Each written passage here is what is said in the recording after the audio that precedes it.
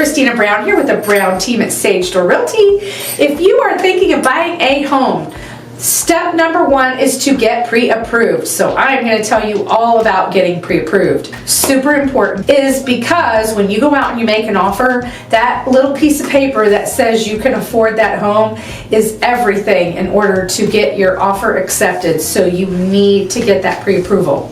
That pre-approval that says, hey, we verified your information, we will loan you the money. That says a lot to the agents involved, the seller for the house you're going after. So get the pre-approval. What does that process look like? It's very simple. You want to contact a good local lender, not these big lenders that are advertised everywhere. Ask a real estate agent who they recommend, just because they have dealt with bad ones, they've dealt with good ones, so they know who the good ones are. Step two, reach out to that lender and give them all the information they need. Do not hold anything back. Be completely honest. That lender is on your side. They are not going to use it against you, but they need to know everything about you. If you've had a bankruptcy, if you've had a short sale, if you owe child support, if you have AA plus credit and you pay everything on time, whatever your story is, be honest with that lender and tell them everything. That lender will take that information and help you build a case, essentially, to go to the underwriter that gives the final approval or disapproval on whether they will give you the loan. So be completely honest with that lender. Number three, then you will fill out an application. Be completely honest on that application.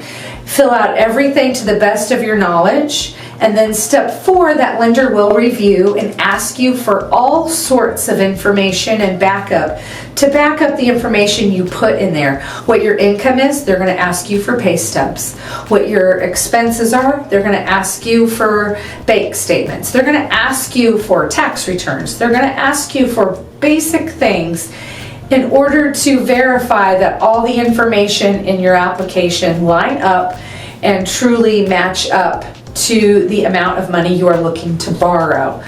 So they will also verify your income. If you're self-employed, they do other things to verify all of that.